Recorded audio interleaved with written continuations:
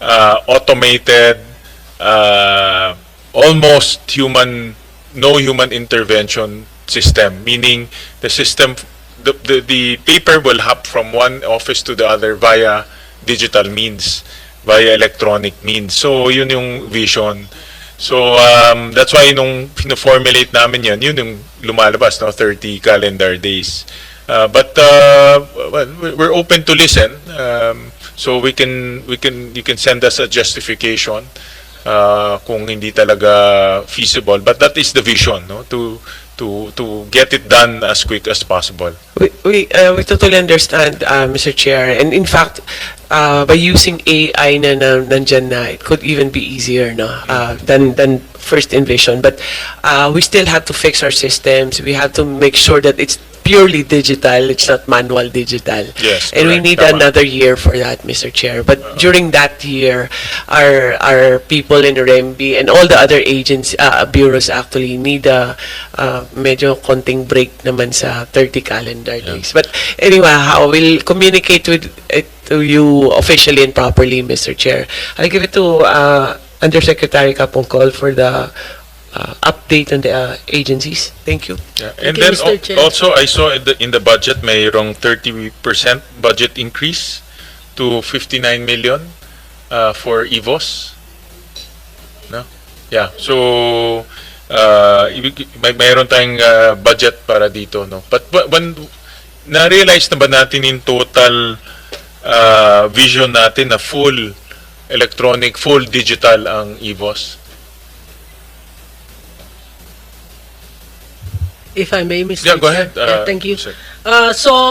Since July 24, when 2020, when we started the Energy Virtual One-Stop Shop, there are 19 processes, but today there are already 58 workflows from 14 department or national government agencies. No? So for the Department of Energy po, there are 5 units in the DOE that are integrated in the Energy Virtual One-Stop Shop.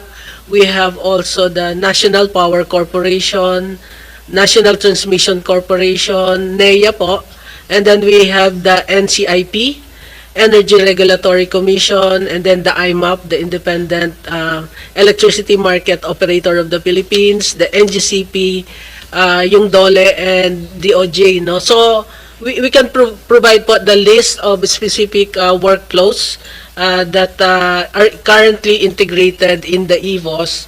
And currently ongoing po is about 65 processes that will involve DAR, Department of Energy again, another unit, and then DENR, including the Laguna Lake Development Authority, additional workflows from the Energy Regulatory Commission, the NWRB, market operator, another workflows for the NGCP. So continuously, we're building up all the full integration per each of the agencies in the EVOS po. Dito sa report, 64 processes are not incorporated yet. Yes po, in the work is 65 work processes and continue. So kalahati pa lang yung na-incorporate, in other words, more or less, Sa ngayon po, You said- 58, Mr. Chair, 58, correct. workflows, and then we're working on the 65 additional workflows. Yes, so yung additional 65 will make it 100% fully digital, fully electronic. Electronic, sir. Fully electronic, oo. So that's why nga, 50% pa lang yung ating na-achieve ngayon. Yes, sir. Yes, sir. Alright, sige. Well, we support that. Yun na nga, no, marami akong mga ilan-ilan naman, di marami, ilan-ilan na positive feedback. Sabi nila na nakita nila yung difference in terms of speed and lessened red tape. Mr. Chair, even for this this year or last year, no, ERC and NCIP also na-include na siya, so in some processes, but it made it easier for everyone also. I'll jump to another topic, Secretary, and this is on NGCP. No, and NGCP's franchise is will expire.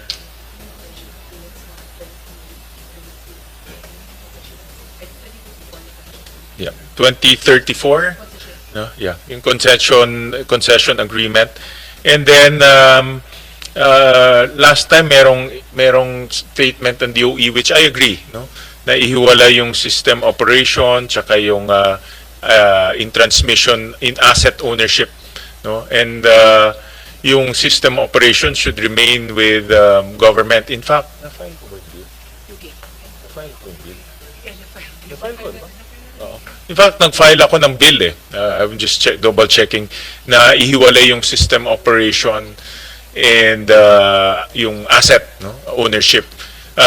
Is that still the direction of the DOE? Considering that Maharlika already invested, I think, about 20% ba of, if I'm not mistaken, 20% of indirect investment of NGCP. Mr. Chair, I'm not sure if that investment is signed and sealed yet. Hindi pa ba? Alam ko signed and sealed na yan eh. Well, That's the same question I have also said.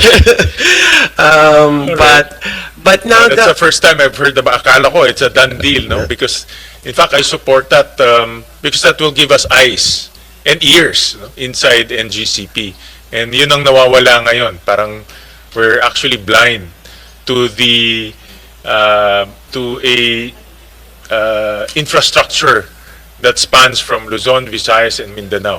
So, okay. Mr. Chair, on the question on separating the system operation and the transmission assets, we do support the concept, Mr. Chair, and in fact, in our projects that or proposed projects in Palawan and Mindoro, that's the structure that we are trying to establish na si Transco yung SO. Tapos iba rin yung transmission assets. So at least we can have models already. But in our proposed EPIRA amendments also, if on the part of transmission, we also suggest the separation of the system operator from the transmission assets. So that's still the policy or concept that we're pursuing. Yes, Mr. Okay, Chair. at least we're consistent on that front. I'll go to ERC kay Chairman Nino.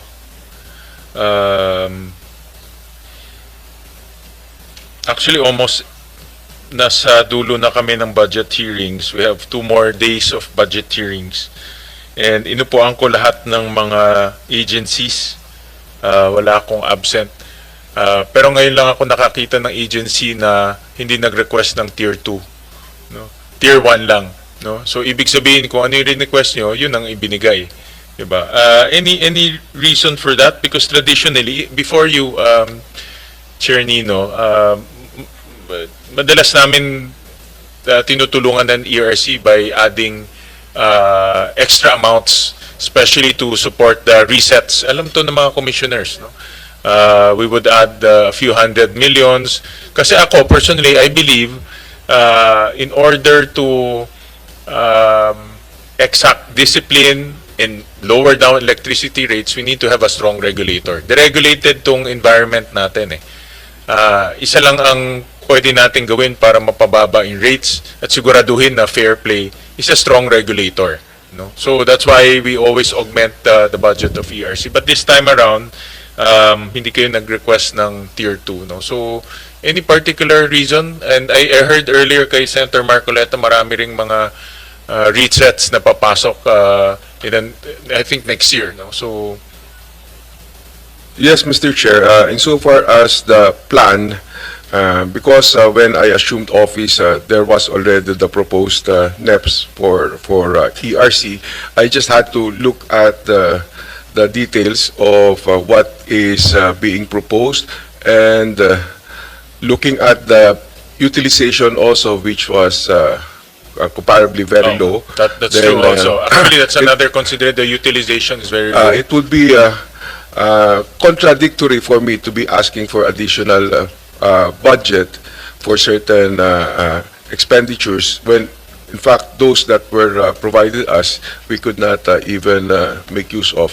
But insofar as this year, for the remainder of the year, and to be able to realize our plan, our target to be able to finally restart the reset process by January, we will already be utilizing what is left of our budget for 2025 to be able to procure the regulatory reset expert, the consultant that will assist us in the review of the rate filings of the Group A entrance to the PBR for this coming January 2026. So that is our plan for the rate reset, Mr. Chair. Kasama na siya sa budget for 2026 sa Tier 1 niyo. For 2025, Mr. Chair, yes, that will be utilized, and then that consultant will be providing service until the reset starting 26. 26. Okay. All right. So with that amount, may mga items lang ako nakita sa budget, Chairman. Nakita ko na there's a decrease in the budget of local travel, but an increase in foreign travel. Diba mas kailangan natin ang local travel kasi nag-i-inspect kayo ng mga planta, nag-inspect kayo ng mga DUs. How come there's a decrease in the budget in local travel and increase in foreign?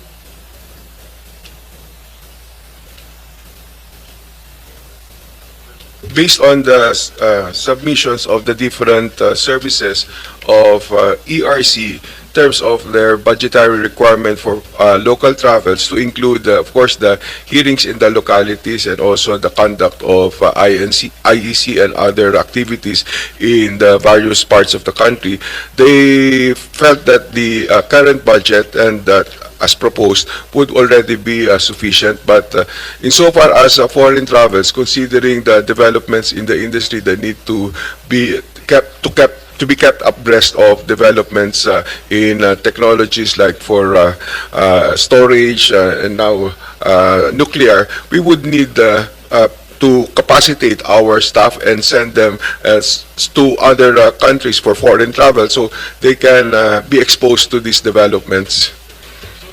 Deliberate yan. Deliberate na tinaasan yung foreign travel because of this. And I just want to inquire, no, kasi it's in the budget, so I just want to understand.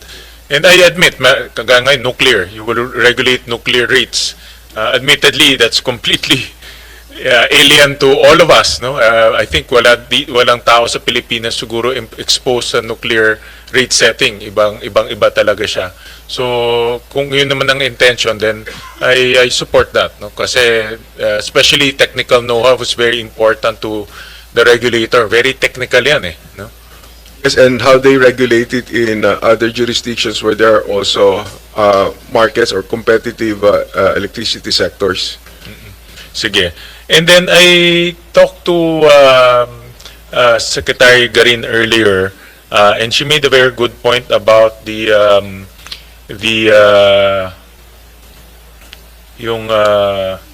Grade management. the grid management committee, no?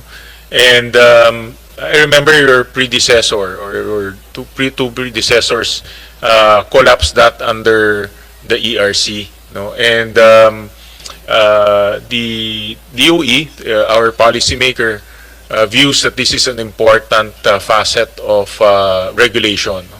So and there's no budget for that, no? So ano ba ang policy ng chairman ngayon on that grid management committee? And I know that's a very technical group, Talagang it's a multi-sectoral, different, all the players are there, and very technical siya. All the experts are there, all the engineers are there. But in the past, I think there was this notion that it's not supposed to be funded by government. That's why it was collapsed. So what's the new policy under the new chairman?